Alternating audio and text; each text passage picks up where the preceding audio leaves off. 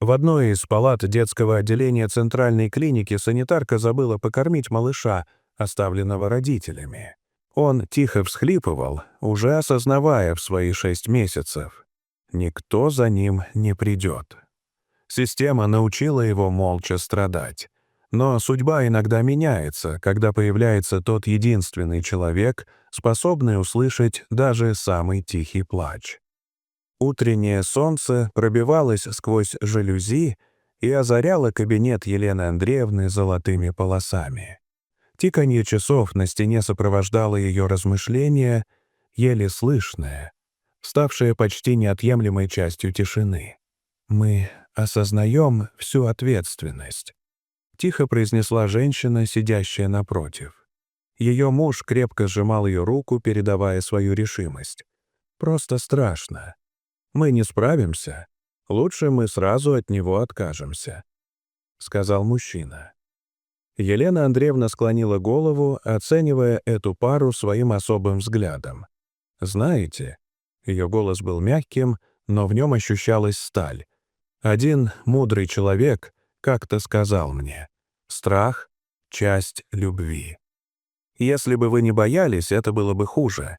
Я прошу вас еще раз все обдумать». Когда пара ушла, Елена подошла к окну. За стеклом моросил осенний дождь, превращая город в акварель. Мысли унесли ее на 20 лет назад, в день, когда она впервые вошла в здание городской детской больницы. Молодая, полная надежд, с медицинским дипломом в руках и слишком строгой блузкой.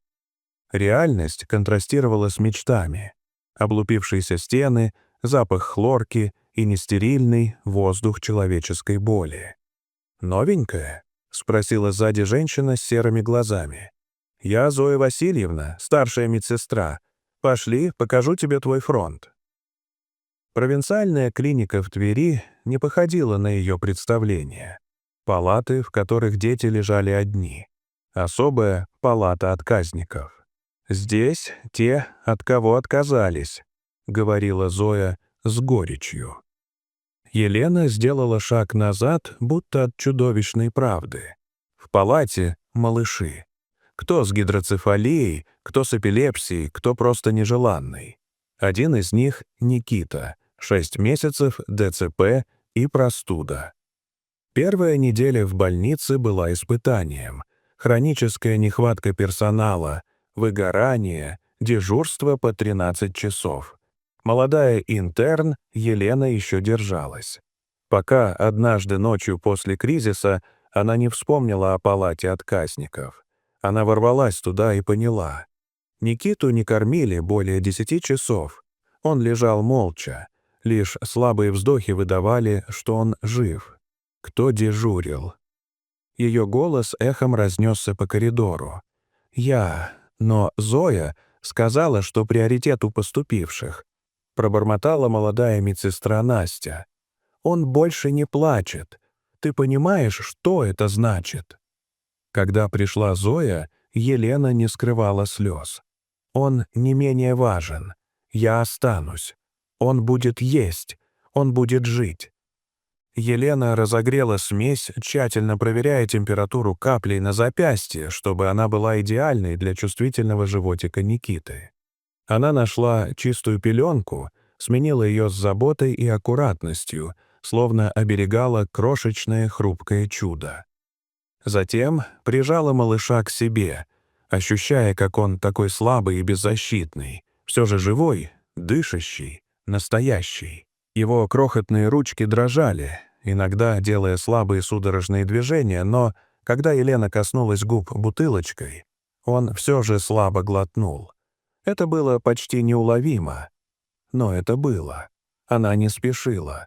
Она сидела в кресле у окна, качая Никиту на руках и рассказывая ему все, что могла вспомнить. О первом снеге, который сегодня утром лег пушистым покрывалом на карнизе больницы. О том, как на тротуаре сидел серый котенок с одним черным ушком, и как он напоминал ей детство. О том, как трудно жить, но как в этой трудности всегда есть место свету. Она говорила, будто его сознание уже все понимало, будто эти слова согревали его лучше любого одеяла. И в какой-то момент ей показалось, или, может быть, это действительно было, что он чуть-чуть сжал ее палец.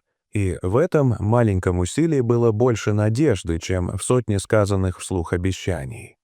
Так начался их путь.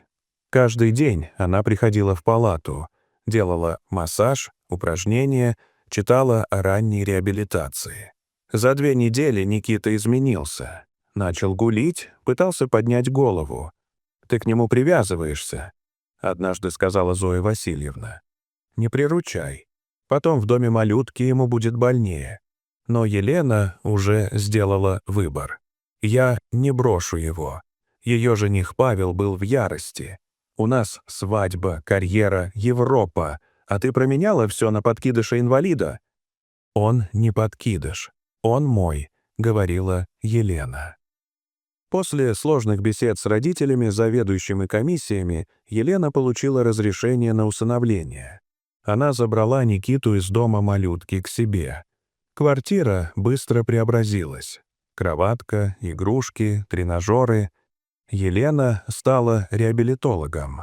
В тот момент в их жизни появился новый человек — Ринат Галимович, молодой доктор из центра «Новый шаг», который стал не только наставником, но и будущим мужем Елены. Родители Рената сначала были против. «Ребенок не твой и больной». Но Ринат ответил твердо: «Моя семья — это Елена и Никита». Они поженились. Никита прошел в день свадьбы несколько шагов в ходунках, неся маме букетик. Позже Ринат усыновил его официально. Никита рос, опровергая диагнозы. К 5 годам пошел самостоятельно. А Елена открыла центр «Шаг навстречу» и стала специалистом по ранней реабилитологии. Однажды к ней пришли молодые люди, желающие усыновить ребенка с ДЦП. Увидев успех Никиты, они сказали: «Без вас мы бы не решились». Прошли годы. Никита стал студентом факультета психологии, одним из самых перспективных на курсе. Его девушка Надежда — детский психолог, активно работающая с особыми детьми в реабилитационном центре. Их отношения были построены на глубоком взаимопонимании, уважении и общей миссии — помогать тем, кто нуждается в особом внимании. Когда они узнали, что ждут ребенка, первым их желанием было не только поделиться радостью, но и использовать это событие как толчок для создания чего-то большего. Так родился фонд «Первый шаг». Организация, направленная на поддержку семей с детьми, имеющими особенности развития. Фонд стал символом любви, которая когда-то родилась из тишины, из одного услышанного плача и разрослась до масштаба, способного менять судьбы других. Дорогие зрители, что вы думаете об этой истории? Расскажите, пожалуйста, в комментариях. А если вам понравилось это видео, то ставьте лайк и подписывайтесь на наш канал. До свидания.